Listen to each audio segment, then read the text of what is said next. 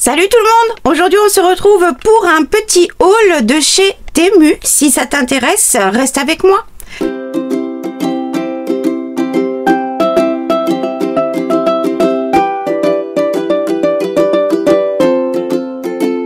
Si tu es toujours là, c'est que tu veux voir ce que j'ai acheté. Il y a une partie qui est pour continuer mon rangement de mon nouvel atelier et le reste pour me faire plaisir. J'avais eu pas mal, enfin un petit peu de casse dans les boîtes plastiques que j'avais achetées pour mes rangements de commodes. Et donc j'avais tout fait sur le site et je m'étais fait rembourser. Et après réflexion, rangement des commodes, etc., j'avais pas forcément besoin de boîtes. Il me manquait pour un autre rangement très particulier que je vous montrerai quand il sera terminé d'être installé. Il me manquait des choses et du coup avec le reste j'ai pu me faire plaisir et rajouter qu'un tout petit peu. Et ben ça m'a fait un petit cadeau pour moi. Bon, alors c'est parti, je vous montre tout ça. En premier, j'ai racheté, parce que je n'en avais pas pris assez. Vous allez vous demander pourquoi est-ce que j'ai ça. J'en ai repris 400 parce qu'en fait j'en avais pris que 100, mais après réflexion j'ai changé la façon dont j'allais justement faire ce fameux rangement très particulier et du coup j'en ai racheté 400, j'en ai 100 et je pense qu'avec 500 j'en aurai largement assez. Donc c'est quoi? C'est des toutes petites pinces, normalement ça sert pour les rideaux et pour plein d'autres choses. C'est des toutes petites pinces avec un crochet intégré. Je vais essayer d'en sortir une seule, ça serait bien. Voilà, ça se présente comme ça. C'est une petite pince avec un crochet pour pouvoir... donc il y en a avec des cercles fermés qu'on peut mettre directement dans des tringles. Il y en a qui sont avec donc ces petits crochets et une petite pince, oups, comme ceci. Voilà. Et donc ça, j'en ai racheté 400. Donc voilà, je vous montrerai tout ça. Pourquoi? Quand ce sera terminé d'être fait, parce qu'il faut que je les installe. Hein. Donc voilà. Toujours pour ce fameux rangement particulier, j'ai acheté, ce sont des petits crochets en plastique rigide. Ah bah, il est ouvert sur le côté, on va finir de l'ouvrir. Donc ce sont des petits crochets en rhodoïde, donc c'est très rigide et c'est adhésif. Voilà. Pour pouvoir accrocher des choses qui sont, on va dire, plus fragiles, qui peuvent se déchirer ou des choses comme ça, mais vous comprendrez mieux quand vous aurez vu mon rangement en fait. Et donc ce sont des petits crochets qu'on peut voir dans les magasins ou qu'on peut avoir sur certains articles que l'on achète et qui sont collés au sachet pour pouvoir les installer dans les rayons.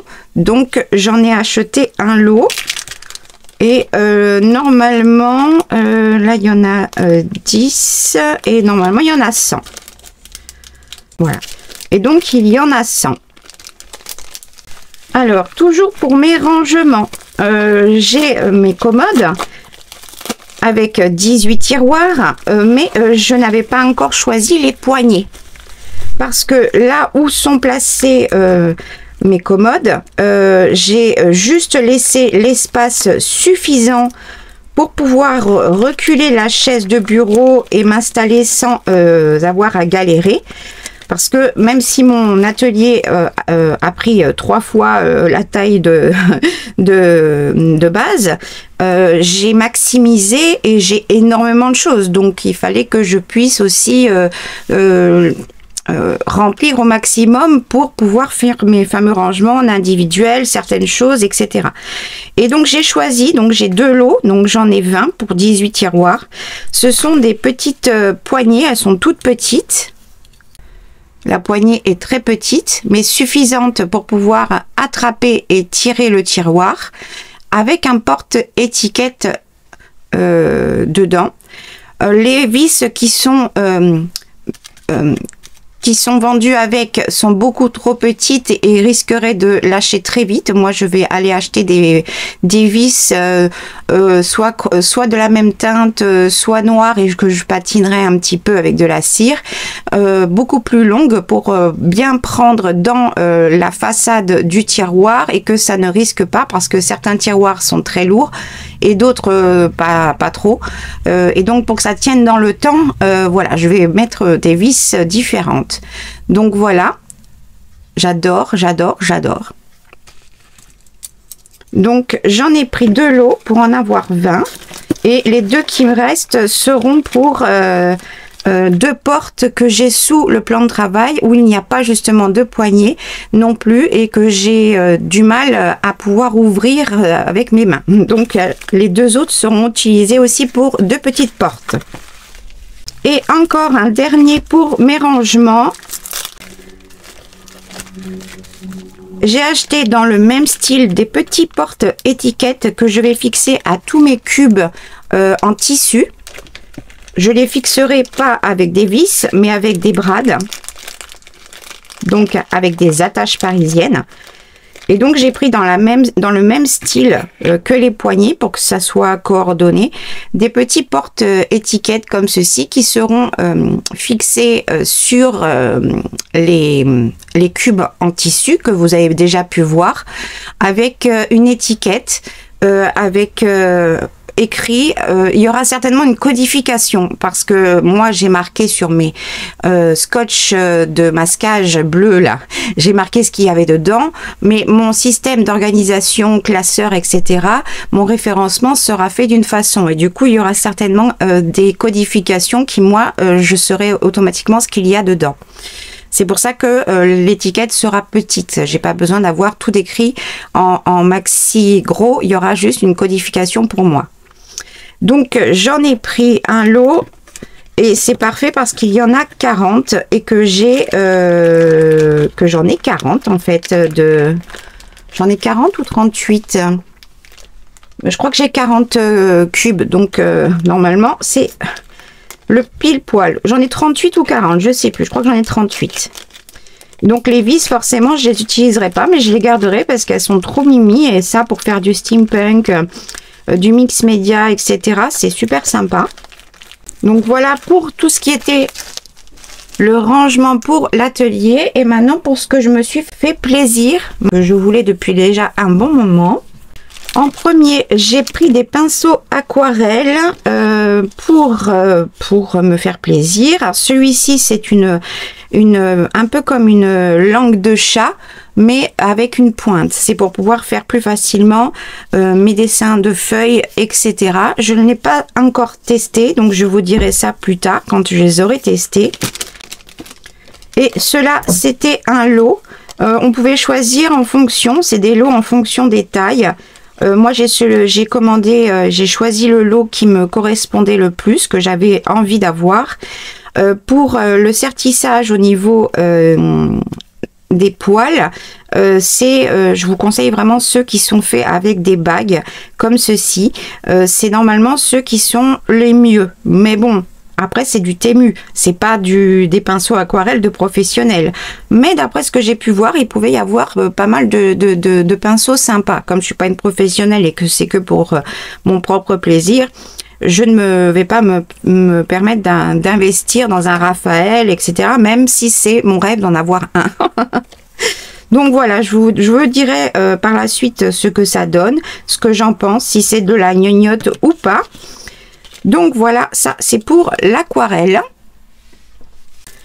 J'ai pris, parce que j'en avais... non, je crois pas que j'en ai. Ou si j'en ai, elles sont très grosses. Et là, c'est des toutes petites attaches parisiennes avec donc de style comme un peu Tmoltz, etc. De façon à pouvoir mettre ça sur une couverture de junk ou quoi. Et il y a un petit anneau. Ça fait comme si on tirait un tiroir ou des choses comme ça pour pouvoir accrocher un bijou d'album. J'adore, je trouve ça très très joli, très sympa. Il y avait beaucoup de teintes différentes. Moi, j'ai choisi celle-ci. Et normalement, il y en a 10 dedans. C'est pas marqué dessus, mais normalement, il y en a 10. Ensuite, on va passer aux perforatrices. Alors, ça, c'est tout banal, mais ça, je retrouve plus la mienne. Impossible de la retrouver. Et je l'adorais parce que c'est plus simple quand on a besoin. Attendez, je vais l'ouvrir. Une toute petite perforatrice pour faire juste un trou, un rond. Mais c'est quand on a juste besoin de faire un petit rond au bord d'une page, d'un papier ou quoi que ce soit. C'est plus facile pour moi d'utiliser ça que d'utiliser la crocodile pour pouvoir faire vite, quoi, simplement. Et du coup, c'est plus facile à manipuler. Et en plus, elle est rose. Regardez-les toute mimi. C'est un genre de rose, vieux rose pastel. Et en plus, elle a une petite attache ici pour diminuer sa profondeur. Et du coup, pouvoir la ranger plus facilement. Et elle est trop mimi. Moi, j'adore. Et j'en avais une, mais impossible de la retrouver. Impossible. Je sais pas où est-ce qu'elle est partie, mais alors nulle part. Nulle part je l'ai retrouvée. Et la petite boîte, elle est trop mimi. Je vais garder évidemment pour pouvoir récupérer ses écritures. J'adore, c'est trop mimi. Ensuite, j'ai trouvé cette perforatrice pour faire des onglets, mais des petits, parce que j'en avais trouvé une qui faisait donc cette forme un peu, comment ça s'appelle, queue de baleine, mais qui faisait des grands onglets. Et moi, j'ai ma perforatrice à onglets qui fait d'une autre forme, mais des grands. Et j'en voulais des plus petits, même si je peux faire autrement, hein, évidemment. Donc, j'ai trouvé celle-ci qui fait, et qui est très bien faite. Alors, d'une part, elle a un crochet, un petit clapet ici pour pouvoir toujours le rangement qui soit plus facile. Donc, je trouve ça super sympa. Alors, il y en a qu'un, mais elle est super bien faite parce que si on veut faire simplement un seul et le coller ou autre chose, donc on le met, on va y arriver, on le met. Elle est très facile d'utilisation et on a notre onglet. Mais comment on fait pour en avoir notre onglet double? On va le plier, notre papier, et on n'a pas à se prendre la tête de savoir où est-ce qu'il faut placer ce morceau où c'est plié pour pas que ça le découpe. Il y a un stop qui est ici, cette barre là ici en fait. On prend, on va jusqu'au fond, on presse et ça n'a pas coupé le bord. En fait, c'est un frein pour pas que ça puisse couper votre papier si vous le pliez en deux. Donc, je trouve qu'elle est vraiment encore mieux que l'autre parce que je sais pas si l'autre, elle a ce frein. Donc, il n'y a pas besoin. Vous voyez, le frein, quand on appuie, la découpe va jusqu'à après, mais le frein, lui, il s'arrête avant. Donc, on ne peut pas couper le bord. Enfin, voilà, je ne sais pas si vous m'aurez compris, mais en tout cas, voilà, je suis trop contente de la voir. Elle va rejoindre mes autres perforatrices. Toujours en perforatrice, ça faisait très longtemps, très longtemps, que je voulais une perforatrice pour avoir de différentes découpes au niveau de tags, etc. Donc, celle-ci, je reprends mon papier, qu'il soit fin ou pas. Du coup, cette perforatrice, voilà, elle fait cette découpe là et moi j'adore. Je rêvais d'en avoir une perforatrice comme celle-ci depuis tellement longtemps et j'ai réussi à en trouver une qui était pas chère. Je vous mettrai de toute façon tous les liens de ce que j'ai commandé. Après, à vous de chercher parce que les liens ne sont plus forcément actifs à chaque fois. Vous savez, c'est Temu, hein, donc voilà. Donc je me suis pris celle-ci. Et j'ai aussi pris celle-ci, mon rêve, ça faisait, mais alors celle-ci, je crois que c'était vraiment celle, en fait, toutes ces perforatrices, ça faisait tellement longtemps que je voulais les avoir, mais c'est pas donné, hein, mais en même temps, c'est de la qualité, hein. Franchement, elle pèse son poids, etc. Celle-ci, ils ont mis un petit plastique parce qu'elle s'ouvre beaucoup plus, elle est très lourde, et par contre, elle est très, voilà, donc pour les personnes qui ont des soucis au niveau des mains, voilà. Mais par contre, elle est très facile à perforer. Et celle-ci, c'est pour faire les découpes comme dans les magasins. Donc j'adore, je suis trop fan, j'adore. Donc je suis trop contente d'avoir ces deux formes-là. Et c'est très facile. De toute façon, on voit bien là, ça c'est la découpe. Ce gros morceau là qui est là, ici, qui s'enfonce quand on appuie. C'est vraiment, c'est de la qualité, hein, franchement. Donc moi, je peux que vous la recommander aussi. Et en dernier, je me suis pris 3 dies. Alors, je me suis pris celui-ci.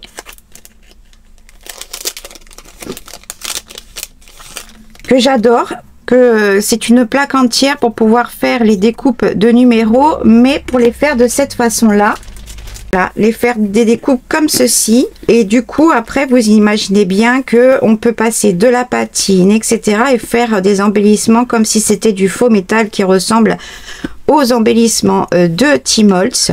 Et donc, pour pas cher, comment se les faire? Et ben, ça, franchement, je suis mais trop contente de l'avoir trouvé, parce que des fois, ils y sont, des fois, ils y sont pas, des fois, ils sont tout petits, trop gros, etc. Et il est un petit peu grunge, parce que sur les plaques, vous voyez, sur les dies, il y a des endroits où il y a des petits trous, des petites bosses là ici, etc. Du coup, le rendu sur une découpe, vous voyez, là, il y a des petits trous qui sont pas perforés complètement, mais ça fait un petit peu plus abîmé, un peu plus grunge. Vous voyez, juste ici, là, les petits trous. Et du coup, ça va faire un effet super sympa. Je suis trop contente. Un autre dies qui fait une découpe. Alors, j'en ai des découpes comme ça, mais les fenêtres ne sont pas rondes. Elles sont carrées, rectangulaires.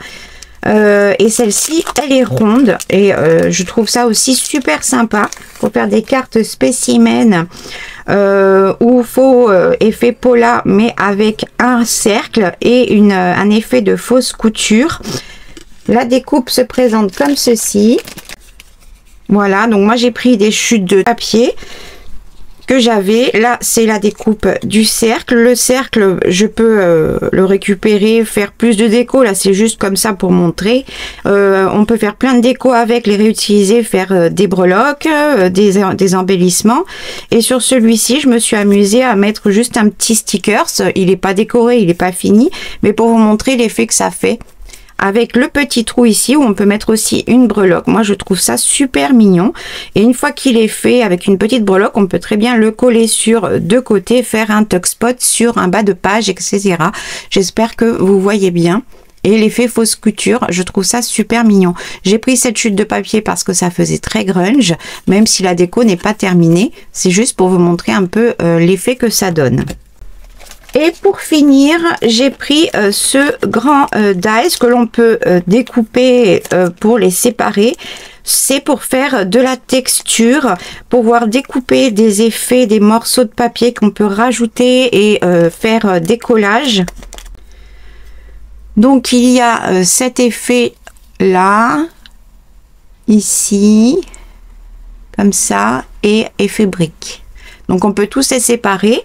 Moi, je les ai coupés ensemble sur un seul même papier, toujours le même. Et après, je les ai juste découpés. Quand ils sont découpés comme ça, si on le fait sur une feuille pleine, hein, voilà ce que ça donne. Alors, on peut très bien juste couper à ras, un peu plus travailler que ça, hein, pour pouvoir le coller et faire une petite poche ajourée. On peut y rajouter du calque ou autre chose. Ou alors, on peut après...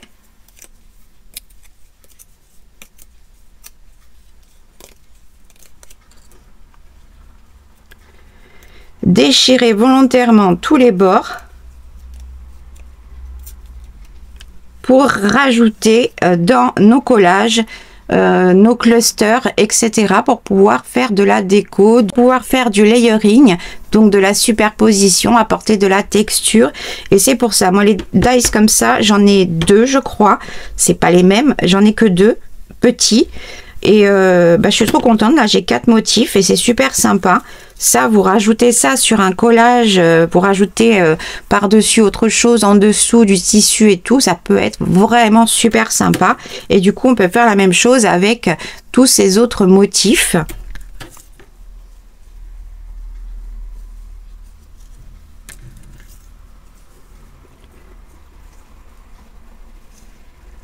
Moi, j'adore. Je suis trop fan. Je suis trop contente d'avoir trouvé un lot où il y en avait 4 motifs différents. Je suis trop contente. Ça, j'en aurai 6 et je peux m'amuser à en préparer plein d'avance de façon à pouvoir les rajouter comme ça partout dans mes collages, mes superpositions, etc. Moi, j'adore. Je kiffe trop ça. Ça fait de la texture, du relief tout en restant plat et ça apporte de la dynamique à nos décorations. Donc voilà pour ce petit haul qui était très rapide, très court. Je m'excuse car je n'ai pas fait d'autres vidéos avant, car figurez-vous que heureusement finalement que dimanche dernier je n'avais pas de live de prévu, car la semaine dernière ma fille a été, vous saviez que le dimanche d'avant précédent, même il y a 15 jours, je crois, je sais plus, il y a 3 semaines, ma fille avait déjà été à l'hôpital, etc. pour les reins, pour des calculs, qui finalement n'est jamais passé, qui s'est aggravé et qui finalement a nécessité une opération en urgence la semaine dernière. Du coup, comme elle est sur tour, je pouvais pas, je suis maman, oui, elle est grande, mais c'est à 19 ans, c'est un bébé pour moi, et c'est mon bébé, et puis de toute façon, peu importe son âge, j'y serais quand même allée. Donc j'ai pris la voiture, j'ai conduit jusqu'à Tours, je suis restée 3 jours sur place, pour être là le jour de l'opération, et puis un peu après, parce que ça a été très compliqué, elle va bien. Ils lui ont enlevé le calcul qui était coincé dans l'urtère. Elle a eu droit malheureusement à une sonde double J pour ceux qui connaissent. Elle a fait exactement comme moi, rejet de la sonde. Enfin, c'était extrêmement douloureux. Ils ont été obligés de la passer sous morphine, les mêmes doses que moi je peux prendre en interdose, pour vous dire. Ça a été extrêmement douloureux, compliqué pour elle, mais aujourd'hui elle va mieux et elle vient à la maison pour se reposer un petit peu. Aujourd'hui nous sommes jeudi et elle arrive demain pour se reposer 3-4 jours à la maison et que je m'occupe d'elle. Voilà. Donc du coup, bah, vous imaginez bien que tout ce que j'avais de stocké aussi dans la chambre de ma fille, eh ben, il a fallu que tout soit redéplacé ici en attendant, pour vite dégager la chambre et qu'elle puisse être au moins bien installée. Que moi l'aller-retour, dormir sur le canapé toute la journée dans la chambre d'hôpital, enfin vous imaginez bien que je suis extrêmement fatiguée, mon corps a beaucoup de mal à se remettre de tout ça, et puis de l'état de stress également, donc je suis on va dire pas au top de ma forme du tout, et ça m'a empêché de faire tout ce que j'avais prévu. Voilà. Mais le principal, c'est que ma fille aille bien et que ce soit guéri. C'est en train de finir au niveau de l'inflammation, etc. En train de se passer doucement. Et voilà, donc elle est très fatiguée parce que les reins, ça fatigue énormément. Mais voilà, donc du coup je m'excuse, j'ai rien fait de ce que j'avais dit que je ferais. Ce mois de janvier est passé à une vitesse, j'ai fait plein de choses, mais en fait mon corps il en peut plus déjà. Mais bon, c'est pas grave, vous avez l'habitude avec moi, les choses se font tellement doucement. Mais c'est pas grave. Donc voilà. Ouais, je tremble, je suis désolée. Mais c'est la fatigue, c'est tout. Et encore, je peux utiliser mes bras un peu. Bref. Moi, je vous remercie d'avoir regardé ce haul. J'espère que ça vous aura plu. Et moi, je vous donne rendez-vous pour ce dimanche pour un live à 14h30. Normalement, aujourd'hui, je vais mettre la miniature pour que vous puissiez vous inscrire pour la notification. Comme ça, vous ne pouvez pas le louper. Pour pouvoir continuer nos préparatifs, nos bases pour le Junk Journal de A à Z, spécial débutant. Voilà, en attendant, moi, je vous fais plein de gros bisous. Je vous remercie toujours d'être là. Et puis, je vous donne rendez-vous à la prochaine vidéo. Salut!